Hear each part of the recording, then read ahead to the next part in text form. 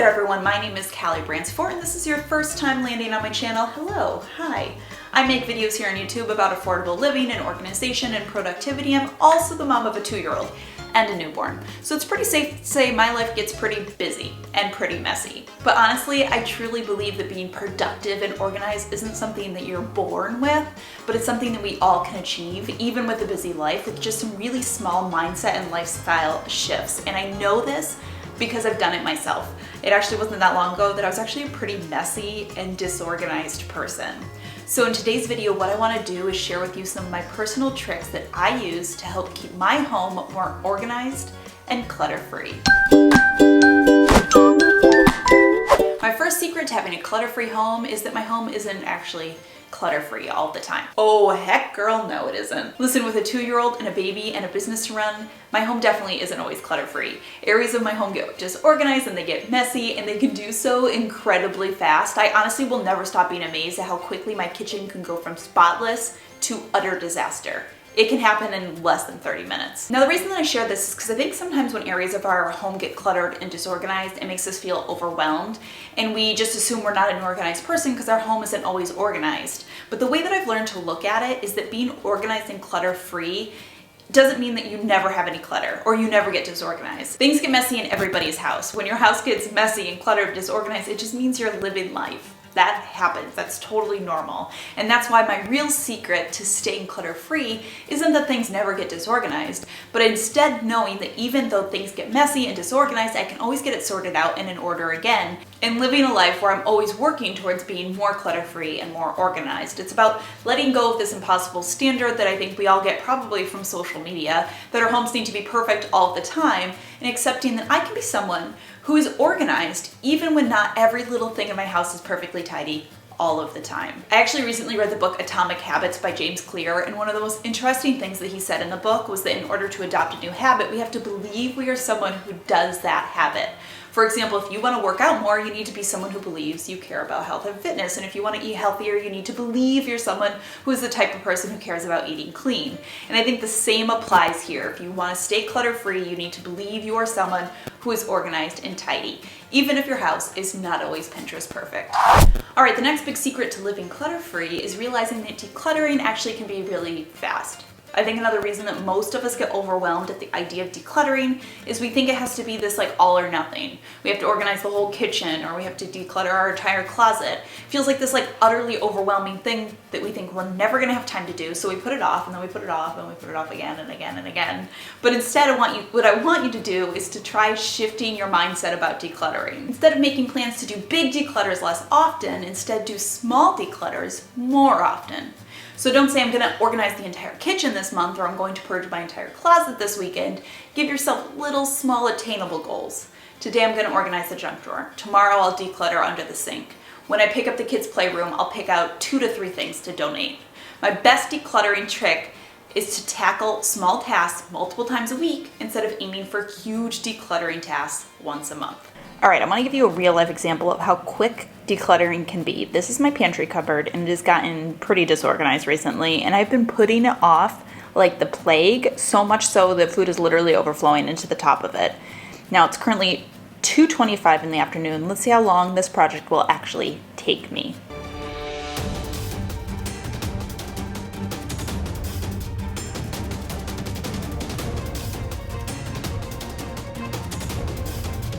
Also, I'm proving to myself why I shouldn't have put this off so long. I now apparently own 3 ketchups because I kept buying more, thinking I was out, even though I wasn't, but it's just because I was disorganized and I couldn't see that I already had some.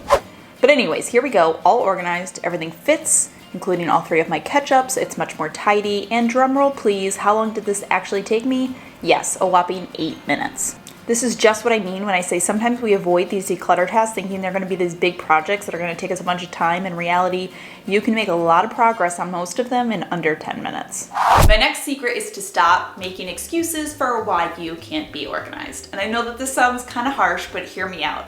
It is so easy to come up with excuses on why we can't get rid of clutter. Our house is too small. We don't have any storage. We don't have any time. Our husbands are messy. I have kids. I'll get organized when I buy new shelves. These are all really valid issues, but not roadblocks to your success in being more organized. Listen, my house is less than 1,200 square feet. There's not a single closet or pantry on the main floor. I have 2 young kids and a husband that, although he does really try very hard and help, he tends not to be as organized as me. So I totally understand. But my point is, even with these challenges, you can still live a less cluttered and more organized life.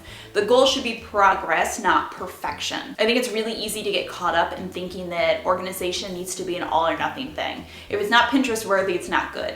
And that is so false. It does not need to be perfect or aesthetically beautiful to be organized. You just need to start where you are with what you have. So an example is I'm tackling this cupboard in our sunroom that has become a dumping ground for all sorts of random stuff. It has a collection of our Athletic Brewery beer, which is our favorite non-alcoholic beer. It has all sorts of random stuff. My dog's dog leash, we have like mittens and gloves. It's just all sorts of random stuff. And it is not the ideal place to organize this stuff. It's not very big, the shelves are awkward depths. A nice built-in pantry here would be a lot better, and I could use this as an excuse, but I need to use what I have, work with what I have, and make it work.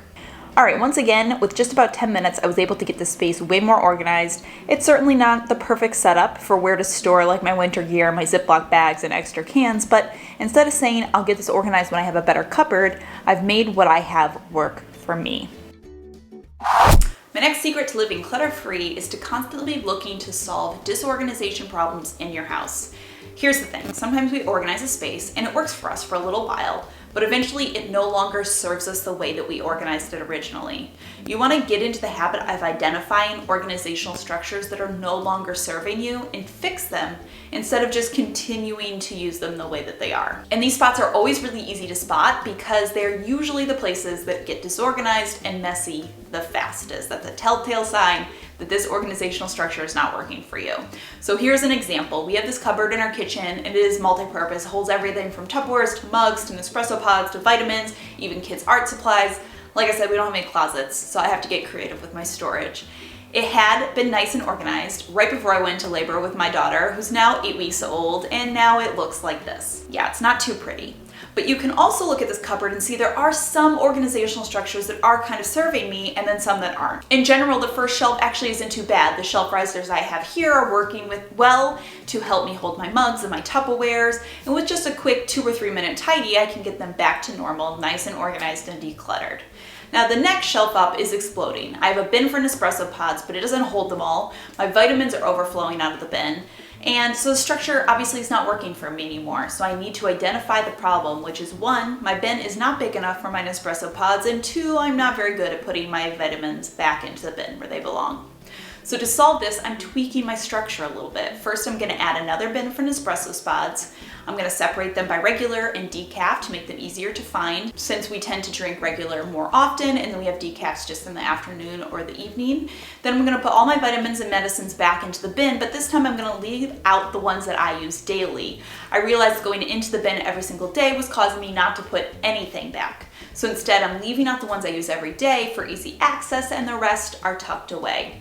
Then on the top shelf, I'm bringing in another Tupperware. These flip-top Tupperwares are one of my favorites for storage in cupboards like this. This is gonna help me get my kids' art supplies nice and organized. The point is, with just a few very small tweaks and a project that took me less than 20 minutes, I was able to reorganize this cupboard that we use multiple times throughout the day, every single day, to make it better serve us, and it's going to stay clutter-free and organized a lot longer with this new structure. Here's a prime example of why being organized is good. Here is a Tupperware that I had organized at some point that got disorganized and lost, and look what I have inside. Pipe cleaners. A whole package of unused pipe cleaners. And what did I just buy like a week ago because I thought I needed them? Pipe cleaners. Now I have 2 things of pipe cleaners. This is why you need to be organized so you don't do stuff like this. All right, my next trick is to let go of the hoarder mentality. We all have this a little bit. Even if you're not a hoarder, by any stretch of the imagination, we all still end up with more than we need because we like having choices. We think we might need this, or we want to have it as an option. But the reality is this abundance actually is just weighing us down. And this idea is actually something I talk about a lot in my closet decluttering video, and if you're curious, I'll link that down below. But the point is we often end up with too many of something simply because we think we might need it, and we like having those options. But do you really need 4 different spatulas? Do I need 3 pairs of black dress shoes? Do I need multiple bread loaf pans when I cook bread maybe 1 time a year? The answer to all of these is probably not. So as you declutter little areas in your home, keep this hoarder mentality in check. Why am I really holding on to this? Is it something I use regularly, or am I keeping it just in case? How many similar items like this do I have? Do I really need multiple of this? Am I actually using all of these items? My final trick is a concept I've talked about in previous videos, but it's just the idea that you should look at being clutter-free as being in the constant state of decluttering. Like I said in tip 2, it's not about doing a few big declutters every few months. You really want to get in the habit of constantly decluttering. So this way it becomes something that you're just doing kind of every day all the time. As you put away laundry, you take anything that you don't like or doesn't fit to donate. When you break down a box from an online order, you put it right in the recycling bin or in the trunk of your car to take to the dump, instead of letting them pile up in your garage. When you put away office supplies, you notice if there's any old pens or pads of paper that you don't need anymore. When you're tidying the bathroom, you throw away toiletries you haven't used in 4 to 6 months. I love this concept because while, yes, you still have to sit down and do big declutters of areas that have just gotten totally disorganized, this helps immensely to keeping clutter minimal. So when you do organize and you do declutter, you'll be able to do it 10 to 20 times quicker. Plus, it just really helps you get into the mentality of asking yourself, do I need this? Does this serve me on a daily basis? Which really helps you become, helps it become more of who you are. It develops being clutter-free as a habit, and over time, it'll make you more prone to staying clutter-free in the long run. All right, one final note I just want to circle back on before we end today's video is to remember being clutter-free and organized doesn't mean that you are always doing every single one of these tips that I just mentioned perfectly all of the time. You will have cardboard that piles up in your garage and your closet will get untidy, but these tips are really just here to help you and guide you so you can start to develop being more clutter-free as sort of a habit. Like I said at the beginning, my house is not always clutter-free. It is not always organized. You could walk in on any given day and there would be piles of clutter somewhere. But the idea is that these habits that I have adopted and these tips that I use keep me immensely more organized and clutter-free in my life. If this is your first time landing on my channel, I hope that you enjoyed this video. I hope that you will consider hitting the subscribe button before you go and you click that little bell notification. That way you get notified every single time one of my videos goes live. I post every single week with bonus videos occasionally on Thursday as well. But that does it for today's video. Thank you so much for stopping by and watching, and I will see you all in my next video.